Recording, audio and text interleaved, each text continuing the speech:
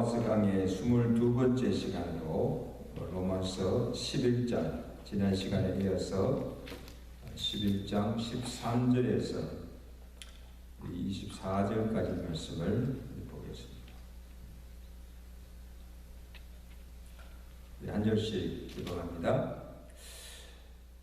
내가 이방인이 너희에게 말하노라. 내가 이방인의 사도인 만큼 내 직분을 영광스럽게 여기노니 이는 내 권력을 아무쪼록 시기하게 하여 그들 중에서 너를 구원하려 함이라. 그들을 버리는 것이 세상의 화목이 되거든 그 받아들이는 것이 죽은 자 가운데서 살아나는 것이 아니면 무엇이리요? 제사는 처음 익은 곡식가루가 거룩한 적 떡더미도 그러하고 뿌리가 거룩한 적 가지도 그러하니라.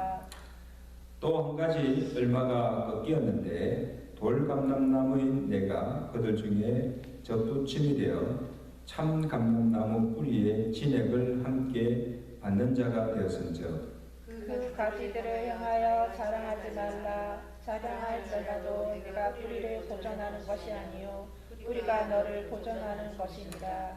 그러면 내 말이 가지들이 꺾인 것은 나로 젖붙임을 받게 하려 함이라 하리니 옳도다. 그들은 믿지 아니함으로 꺾이고 너는 믿음으로 섰느니라. 높은 마음을 품지 말고 도리어 두려워하라. 하나님이 원가지들도 아끼지 아니하신즉 너도 아끼지 아니하시리라. 그러므로 하나님의 인자하심과 준엄하심을 보라. 넘어지는 자들에게는 준엄하심이 있느니 너희가 만일 하나님의 인자하심에 머물러 있으면 그 인자가 너에게 있으리라. 그렇지 않으면 너도 찍히는 바 되리라. 그들도 믿지 아니하는데 머물지 아니하면 젖붙임을 받으리니 이는 그들을 젖붙일 능력이 하나님께 있음이라. 네가 오늘도 나무에 찍히는 받고 본성을 거슬러 좋은 나무에 젖붙임을 받았으니 원가진 이 사람들이야 얼마나 더 자기 감람나무에 젖붙임을 받으라. 25절 형제들아 너희가 스스로 있다 하면서 이 신비를 너희가 모르기를 내가 원하지 아니하노니 이 신비는 이방인의 충만한 수가 들어오기까지 이스라엘들은 우둔하게 된 것이라. 아멘.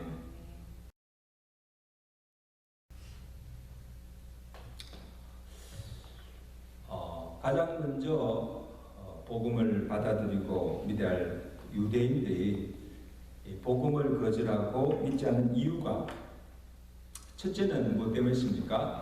그들의 잘못된 지식에 의한 거릇된 열심 때문이었고 또 다른 하나 이유는 그들의 완악함 때문이다. 근데 그 완악함은 하나님께서 본성대로 그대로 살도록 내버려 두시고 은혜를 주시지 않았기 때문이다.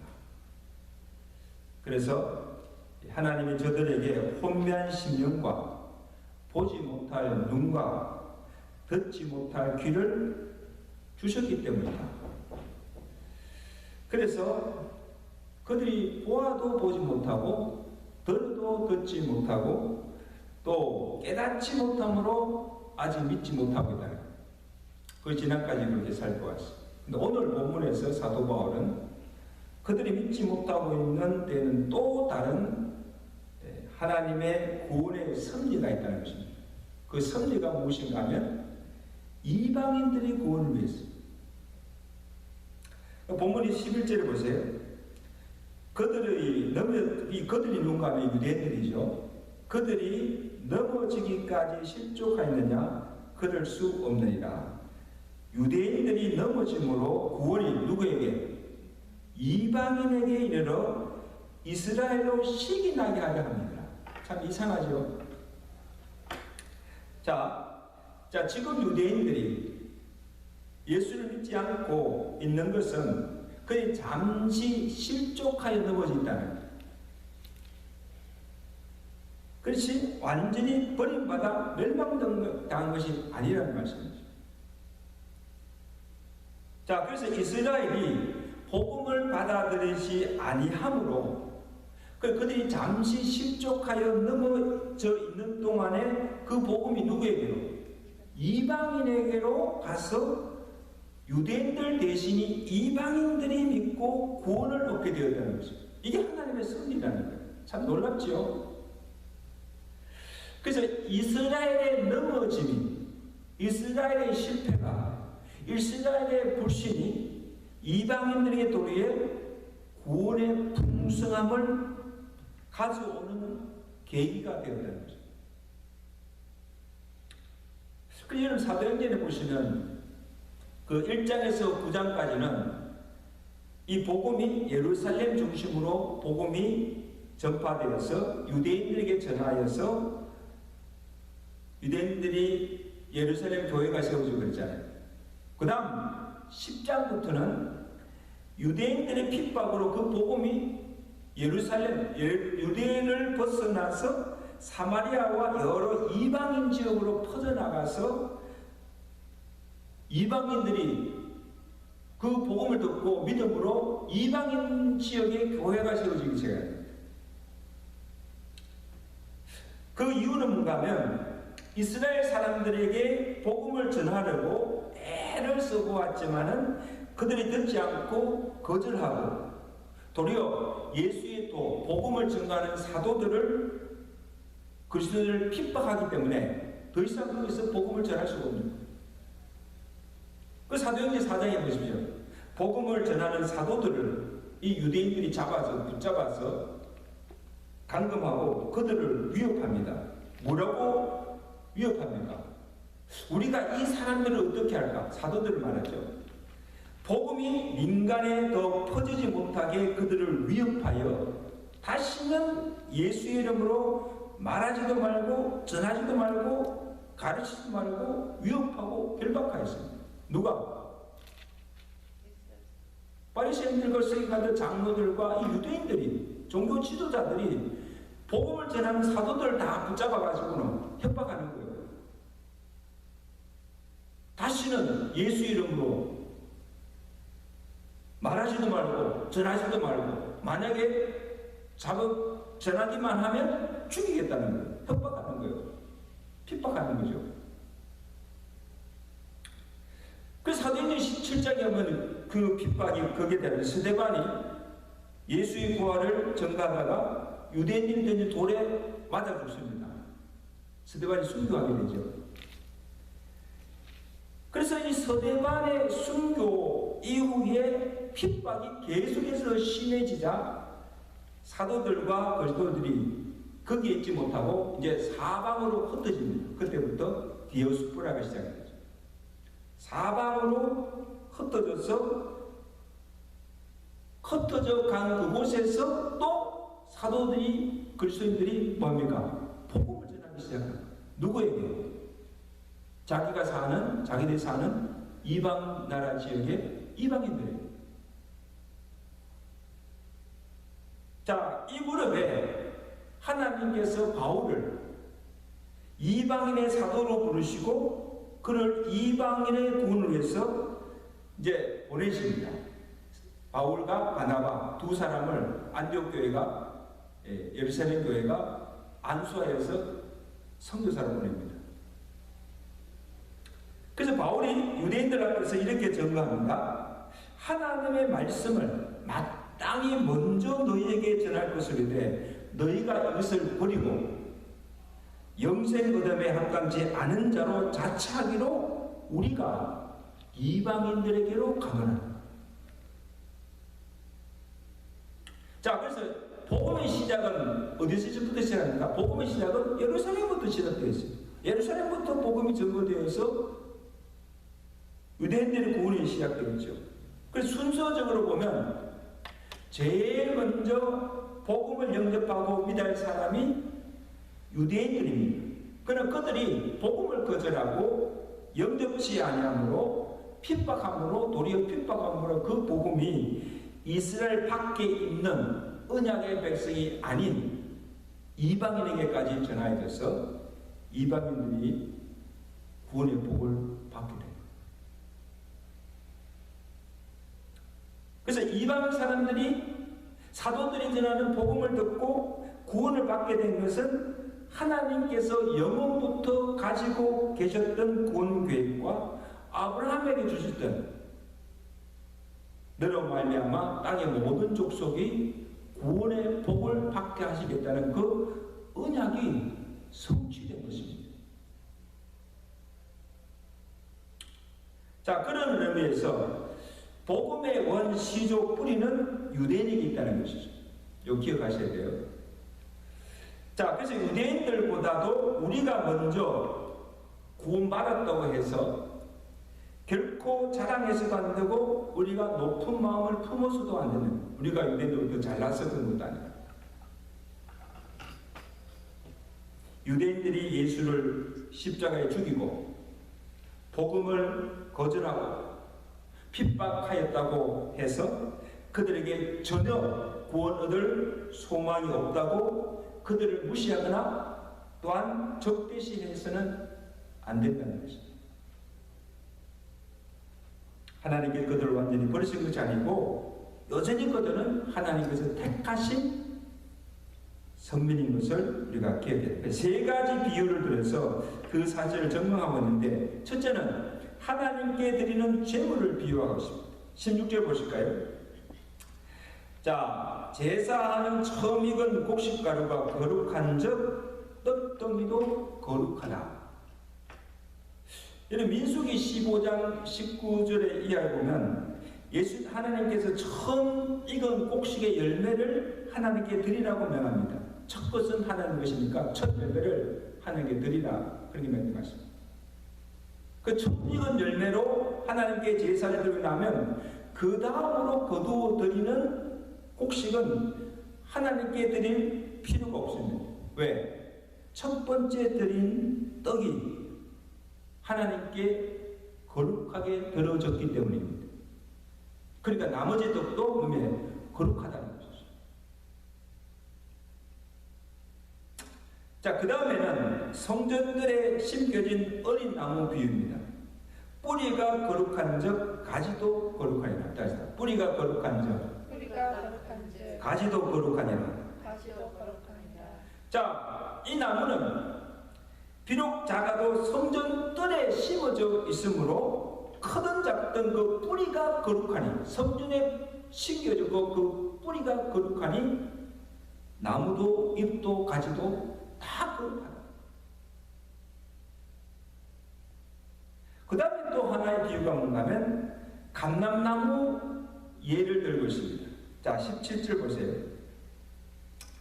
또한 가지 얼마가 꺾여졌는데 돌감람나무인 내가 그들 중에 접붙임이 되어 참 감람나무의 뿌리의 진액을 함께 받은 바가 되었다. 자, 여기 참 감람나무는 누구를 가리킵니까? 이스라엘 유대인들을 가리킵니다. 자, 그런데 돌감람나무는 누구예요? 이방인들을 가리킵니다. 그래서 참 감람나무인 이스라엘이 예수를 믿지 않으니까 하나님께서 그 가지를 쳐버리시고 거기다가 누구를 붙입니까? 그 대신에 돌감람나무 가진 이방인들을 그 자리에 참 감람나무에 접붙여 붙였습니다. 그래서 돌감람나무 입장에서 보면 이보다 더 감사할 일이 어디 있습니까? 사실 보세요. 사실 참 감람나무였던 사실 돌감람나무였던 이방인이 전혀 구원받을 만한 소망이 없이 언약 밖에 있던 사람들이었는데 이스라엘이 믿지 않고, 그죠? 이스라엘이 믿지 않고 고집하다가 꺾여버리고, 하나님께서 그 가지를 꺾여버리시고 그 자리에 누구를 심습니까? 이방인인 우리가 가서 접붙임을 받아서 구원의 복을 받게 되었다는 것입니다. 할렐루야. 그래서 30절에도 보세요. 너희가 전에는 하나님께 순종하지 아니하더니 이스라엘이 순종하지 아니함으로 이제 긍휼을 입은지라. 할렐루야. 하나님의 긍휼을 입고 언약의 백성이 아닌 이방인 우리가 도리어 구원의 복을 받게 되었다는 것입니다. 자, 그래서 본래 이 신앙의 원뿌리는 이스라엘인 유대인에게 있다는 것을 비유적으로 말씀하신 것입니다. 그래서 하나님의 구원의 밖에 있는 것 같이 보이지만 그들의 조상은 이미 하나님께 바쳐진 거룩한 조상이요, 이미 하나님께 바쳐진 거룩한 백성이요, 언약 안에 있는 언약의 백성이라는 것입니다. 하나님께서 결코 그들을 버리지 아니하신다는 것입니다. 그들에게 아직도 구원받을 소망이 있다는 것입니다. 그러므로 너희는 자긍하지 말라고 경고합니다. 18절이죠. 그 가지들을 향하여서 자긍하지 말라. 20절에도 보면 믿음으로 썼다고 높은 마음을 품지 말고 두려워하라. 하나님이 원가지라도 아끼지 아니하신즉 너도 아끼지 아니하시리라. 너희가 만일 하나님의 인자하심에 머물러 있으면 그 인자가 너희에게도 있으리라. 그렇지 아니하면 너희도 뭐예요? 너희도 찍힘을 받으리라. 자, 그래서 여기 보세요. 비록 원가지라 할지라도, 그죠? 비록 원가지라 할지라도 하나님께서 원하는 믿음의 열매를 맺지 않으므로 하나님께서 찍어버리시는데, 끊어버리시는데, 원가지도 아닌 참감람나무에 접붙임을 받은 가지가 원하는 열매를 맺지 못할 때 그냥 가차없이, 그죠? 가차없이, 긍휼이 없이 잘라버리지 않겠는가? 꺾어버리지 아니하시겠는가? 누가? 하나님께서. 그러니 너희가 떨어지지 않도록 조심하라는 것입니다. 늘 하나님의 인자하심에 머물러 있어야 합니다. 그래서 하나님께서 그렇게 하신 이유가 무엇인가? 그 이유를 우리에게 말씀해 주는데, 이스라엘로 시기있게 하여 결국 그들을 구원하게 하시기 위함이다. 참 재밌는 하나님이시죠.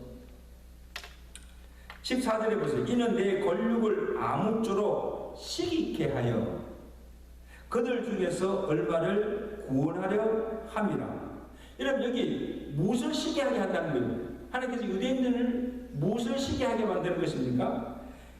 유대인들은 어느 민족보다도 자기들이 하나님 택감을 받은 선민한 자부심이 대단했습니다. 자, 그래서인지 하나님의 택감 받지 못한 이방인들을 상종하지도 않고 어떻게 했습니까? 사람 취급다 개같이 했습니다. 자기들이 하나님의 선한 택한 선민이고 택감 받지 못한 이방인들은 저주받을 민족이라, 저들에게는 구원조차 받을 수 없다고 생각하는 거예요. 자, 그렇게 멸시하던 이방인들인데 자기들의 조상, 신앙의 뿌리 아브라함과 다윗의 자손에게는 난 예수 그리스도를 믿음으로 자기들이 거절하였던, 믿지 않았던 그리스도의 복음을 받아들임으로 저들이 구원을 받아 아브라함의 자손이 되고 동일한 하나님의 복을 받고 사는 것을 보고 시기하게 된다는 것입니다. 누가? 유대인들이 이방인들 보고 시기하고 그 시기로 인하여서 결국 유대인들도 믿게 된다는 거예요. 할렐루야. 그러니까 자기들이 핍박하고 거절한 예수를 이방인 저들이, 자기들이 상종치도 않던 개같이 믿던 저들이 먼저 믿고 구원의 복을 받고 살고 있으니 시기하고 질투하면서 다시 복음을 받고 돌아올 것이라는 것입니다. 그래서 하나님께서 이방인들에 가서 복음을 전하게 해서 이방인들을 구원케 하신 것입니다. 결국은 뭡니까? 누구를 구원하시기? 유대인들을 구원하시기 위한 것입니다. 이해가 되세요? 여러분, 특히 우리 한국 역사를 보면 우리 한국 사람들이 일본에 대한 감정이 묘한 감정이었죠.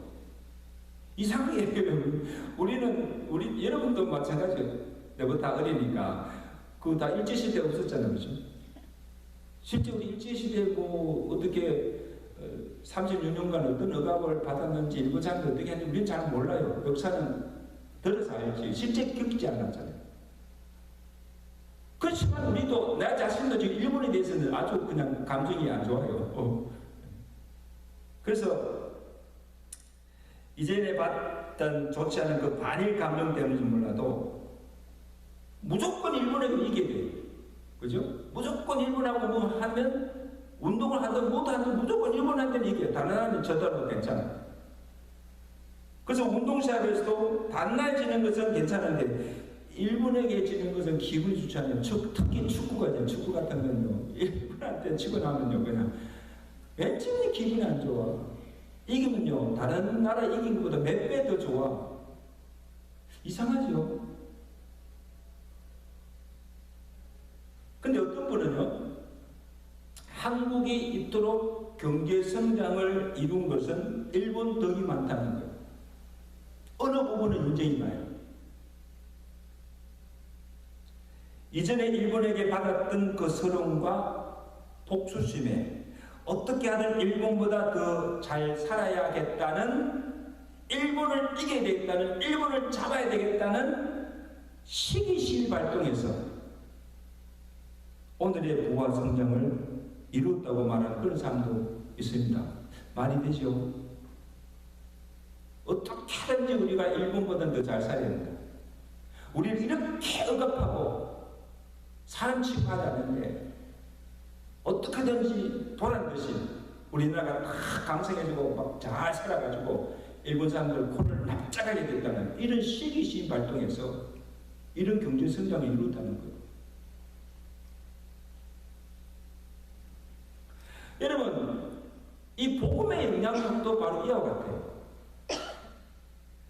먼저 우리 믿는 의도리 우리가 정말 바로 살고 정말 예수를 믿고 사는 자가 모든 생활 면에서도 윤리적인 면에서도 도덕적인 면에서도 믿지 않는 세상 사람들보다 더 낫고 본이 될 뿐 아니라 정말 예수 믿음으로 모든 면에서 잘 되고 어떤이 되고 정말 복받고 사는 것을 보여줄 때에 주변의 사람들이, 믿지 않는 사람들이, 세상 사람들이 야, 나도 저렇게 살아야 되겠구나. 그죠? 우리가 그리스도에 살아가는 거 살면서 야, 어떻게 저들이 저렇게 살지? 참 저렇게 살아야 되겠다. 또 예수 믿으면 저렇게 잘 되는구나. 저렇게 복받고 사는 것을 우리가 실제로 그들에게 보여줄 때 말이 필요 없잖아요. 그죠? 말이 필요 없고 그렇게 사는 것을 보여줄 때에 시기가 나도록, 믿지 않는 사람들이 믿는 사람들한테 시기가 나도록, 질투가 나도록 우리를 보고 예수 믿고 싶은 마음이 생기게 된다는 거예요. 그래서 교회도 가고 예수를 믿게 된다는 거예요. 그러니까 바울이 이런 원리로 지금 이야기하는 거예요. 이런 원리로. 이스라엘로 시기 있게 하여, 그죠? 그들로 이방인들이 믿는 것을 보고 믿게 될 것이라는, 이것이 하나님께서 이방인을 통해서 유대인들을 구원하고자 하는 구원의 섭리가 그 속에 있다는 것입니다. 할렐루야.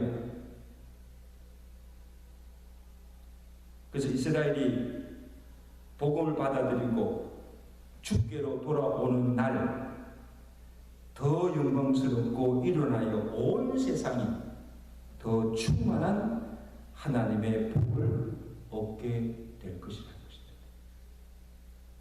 그 본문 12절 말씀입니다. 우리 12절 말씀 다 같이 시작.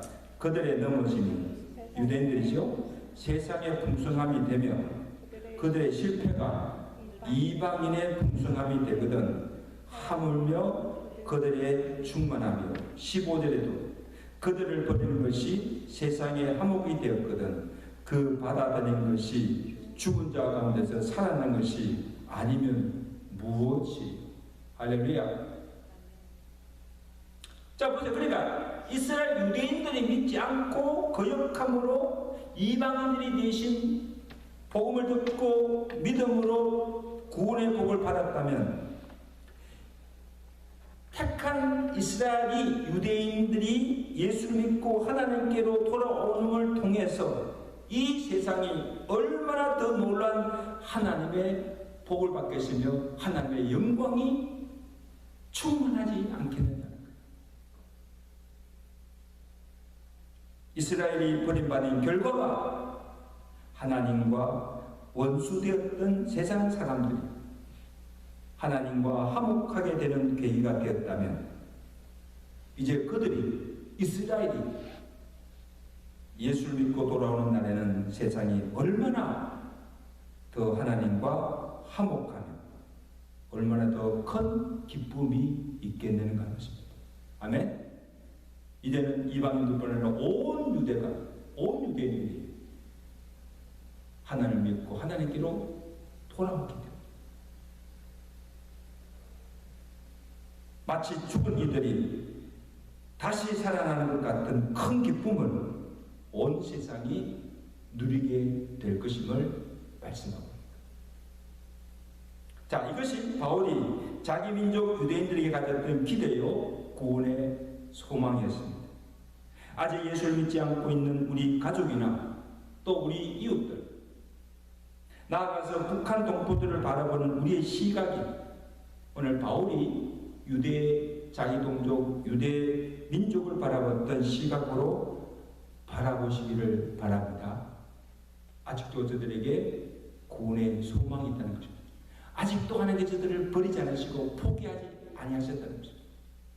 하나님께서 저들에게도 우리에게 주신 그 긍휼과 은혜를 주시면 언젠가는 그들도 복음을 듣고 믿음을 말미암아 다 구원의 복을 받고 하나님의 영광에 참여하게 될 줄로 믿습니다. 바울이 유대 민족을 향해 품었던 구원의 열정과 구원의 소망을 품고 바라보며 그들에게 가서 우리도 복음 전가해서 그들로 믿게 하여서 함께 구원의 복을 누리며 살아가는 오늘 저와 되시기를 주간절히 축원합니다.